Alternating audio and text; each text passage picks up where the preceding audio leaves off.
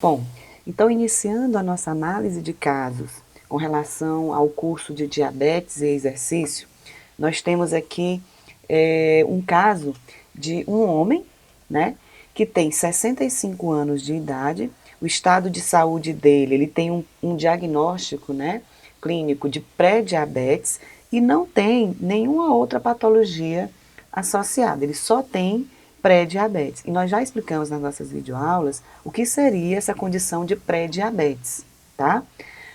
Aos exames complementares, ele apresentou uma glicemia de jejum de 115 miligramas por decilitro, um teste oral de tolerância à glicose, um resultado de 160 miligramas por decilitro, e a hemoglobina glicada dele está em 6%. Com relação ao uso de medicação, esse paciente, apesar dele ser pré-diabético, ele não faz uso de nenhum tipo de medicação. Ele foi orientado pelo médico a realizar a dieta apropriada e exercícios físicos, e isso iria resolver essa condição de saúde dele, tá? Não foi prescrito nenhum tipo de medicamento para ele, nem hipoglicemiante, tá? Ele é um homem idoso, como a gente pode ver aqui, ó, ele tem 65 anos e ele é sedentário, tá? Isso é muito importante durante a prescrição aqui. Com relação ao peso corporal, ele tem 80 quilos, a estatura 1,70 m, circunferência abdominal 106 centímetros, a gente pode ver que está um pouco acima dos valores recomendados. Com relação às variáveis cardiovasculares, pressão arterial de repouso dele está dentro dos valores normais, 120 por 80 milímetros de mercúrio, assim como a frequência cardíaca de repouso também está dentro dos padrões de normalidade, no caso aqui está 80 batimentos por minuto. O IMC dele deu 27,7 kg por metro quadrado, e isso me dá uma condição, né, dá a ele uma condição de sobrepeso, tá? E ele disse, durante a avaliação, que teria uma disponibilidade de treinamento de 3 vezes por semana, tá? No caso, qual seria o objetivo dele? Tanto que ele relatou, ou que o médico solicitou, ou até mesmo que você possa ter identificado. Então, todos aqueles objetivos que a gente sabe que o exercício físico pode alcançar com relação a pacientes, a clientes com diabetes, que seria reduzir os níveis glicêmicos, melhorar a tolerância à glicose, aumentar a sensibilidade à insulina, diminuir a hemoglobina glicada, reduzir os fatores de riscos cardiovasculares, impedir a transição desse paciente de uma situação de pré-diabetes para o diabetes propriamente dito, reduzir a morbimortalidade, diminuir os riscos do sedentarismo, reduzir o excesso de gordura corporal, que a gente viu aqui, ó, que ele está no estado de sobrepeso, e aumentar a massa muscular. Lembre que esse aumento da massa muscular é importante para aumentar a capacidade de estoque de glicose no organismo, como nós vimos nas nossas videoaulas. Tudo bem? Então vamos lá. Com relação à elaboração do programa de treinamento desse cliente aí, uma das primeiras coisas que a gente tem que identificar é que tipo de exercício você vai escolher. No caso, você pode escolher, de acordo com o que a gente viu nas nossas videoaulas teóricas, exercícios resistidos, mas também pode escolher exercícios aeróbios. E ainda pode fazer uma escolha dos dois, fazer um treino do tipo concorrente, que nós já explicamos também em outros momentos o que seria esse treino concorrente, que nada mais é do que você realizar tanto exercícios resistidos quanto exercícios aeróbios numa mesma sessão de treinamento. Nesse caso, você ficaria livre para escolher fazer ou não. Então você poderia escolher só resistidos, você poderia escolher só aeróbios. Lembrando que se você escolher só os aeróbios, você não vai ter o benefício do aumento da massa muscular. Para aumentar a massa muscular, você terá que fazer exercícios resistidos. E ainda você pode ter a opção de fazer o treino concorrente, fazer resistidos mais aeróbios. Vamos considerar essa possibilidade, que você fez a escolha por treinamento concorrente. Uma das coisas que você vai ter que escolher também são as ações musculares. Que tipo de ação muscular você vai escolher? Eu sugiro que sejam ações musculares isoinerciais. Nós já também explicamos tudo isso lá no curso de musculação, Fundamentos da Musculação para Grupos Especiais. Dá uma olhadinha lá se você não recorda, tá? Com relação aos grupos musculares que você vai treinar, no caso desse cliente, o ideal é que você faça um treinamento dos principais grupamentos musculares, peitorais, dorsais, deltoides, bíceps braquial, tríceps braquial, abdominais, lombares, glúteos, quadríceps, flexores de joelho e panturrilha. Assim como nós já realizamos essa explicação aqui, de que treinar os principais grupamentos musculares para alguns clientes é a nossa sugestão, tá? A gente já viu isso em outros estudos de caso. Com relação à frequência semanal, o próprio cliente relatou que teria disponibilidade de treinar 3 vezes por semana. Dessa forma, o que eu sugiro é que você escolha um treino único, ou seja, um único treino que ele vai realizar durante os 3 dias da semana que ele vai fazer o treinamento, tá? Por conta de ser treino único, ele deve dar um intervalo de pelo menos 48 horas entre uma sessão e outra, tá? Ou seja, ele vai treinar em dias alternados, tá certo? Com relação às escolhas dos exercícios, no caso dos exercícios resistidos, você vai escolher aí aproximadamente 8 exercícios, e esses 8 exercícios você vai treinar os principais grupamentos musculares, como a gente colocou. Já com relação aos exercícios aeróbios, você pode fazer esteira, bicicleta ou qualquer outra forma de exercício aeróbio que você tenha disponibilidade aí, que você tenha à sua disposição para realizar com esse cliente. Preferencialmente, escolha um que ele goste mais de fazer. Lembre que o fato do seu cliente gostar de realizar o exercício físico é extremamente importante para que ele se mantenha na continuidade do programa de exercício, ou seja, para que ele permaneça realizando o exercício físico, tá? Caso você opte por utilizar só o treino aeróbio ou só o treino resistido, você deve fazer alterações, né, ajustes nos volumes e nas intensidades do treino. Nós já explicamos isso também lá no curso de musculação, tá? Bom, com relação ao número de séries relacionado aos exercícios resistidos, o que é sugerido pelo Colégio Americano de Medicina Esportiva, e nós já falamos sobre isso, é que você escolha de 1 a 3 séries por exercício, tá? Com relação ao número de repetições, você vai fazer aproximadamente 10 a 15 repetições. Se você escolher o método de zona de repetições, você pode escolher entre 13 e 15 ou entre 10 e 12. Lembra que essa zona de treino por repetição, geralmente a gente usa uma margem de 3 repetições, né?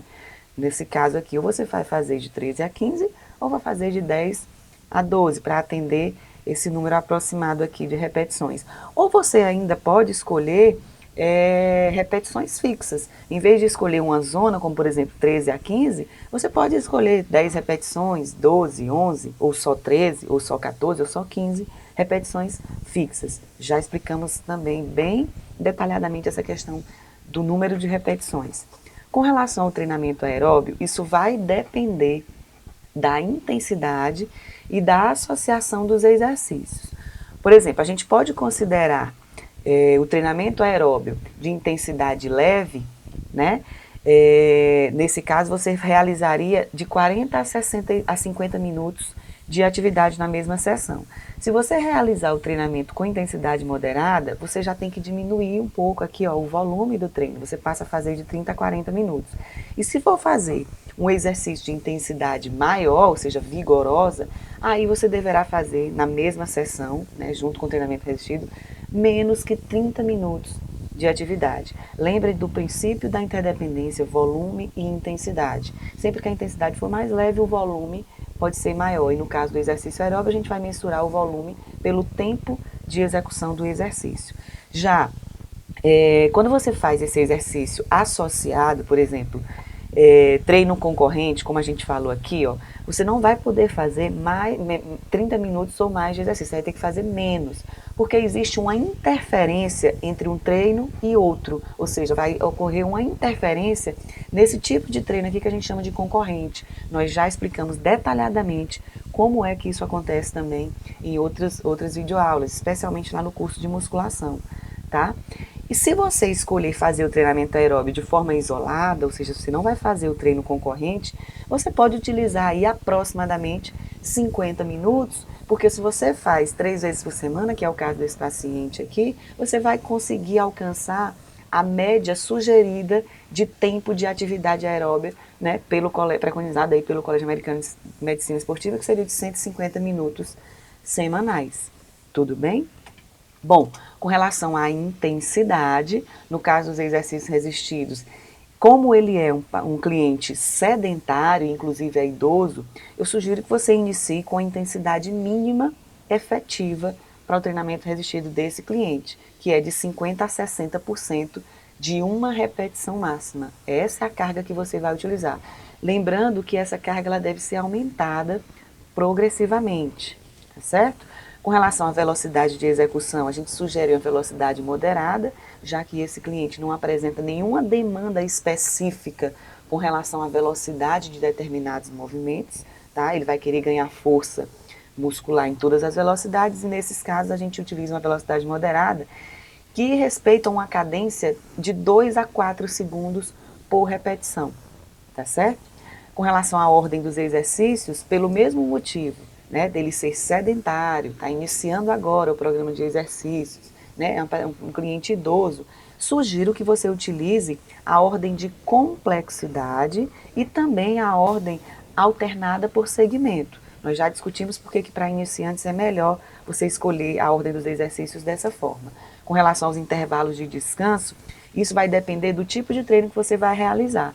No treinamento resistido, você pode fazer com ele tanto o treinamento tensional, tá? Quanto o treinamento metabólico. Se você escolher realizar o treinamento tensional, e é o que eu sugiro que você faça, porque ele está iniciando agora, ele é uma pessoa sedentária, já que o treino metabólico ele exige uma demanda energética maior, ou seja, um esforço físico maior, então, para iniciar, eu sugiro que você realmente comece com treinamento tensional. E no caso do treinamento tensional, você daria aí em intervalos de descanso de 1 a 2 minutos. Por que de 1 a 2 minutos? Volta lá no curso de Fundamentos da Musculação que eu explico exatamente, minuciosamente, por que você dá esse tempo de intervalo de descanso. Com relação ao treinamento aeróbico, qual é a intensidade que você vai utilizar? O que é preconizado, como nós já vimos, é de 40% a 59% do VO2 de reserva, e isso também deve ser aumentado progressivamente. Para isso, você vai usar essa fórmula que nós também já ensinamos você a utilizar, tá? Para encontrar o VO2 alvo em que o cliente vai treinar, tá certo? Pode associar ainda, ou ainda pode utilizar de forma isolada, a escala de percepção subjetiva do esforço. E utilizando essa escala, você vai ficar em um nível entre 11 a 12 na escala de 6 a 20, tá certo? Então essa é a intensidade preconizada para esse tipo de cliente, considerando que ele é sedentário e ainda é idoso, tá certo? Com relação ao exercício aeróbio, lembre que ele tem sempre as suas partes, que são o aquecimento, a parte principal e a volta calma. Dependendo do tempo que você escolheu para a realização do exercício, você vai ter que fazer essa divisão aqui equacionada, da forma como a gente já explicou como deve ser feito, né? Em aquecimento, parte principal e volta calma, tá certo?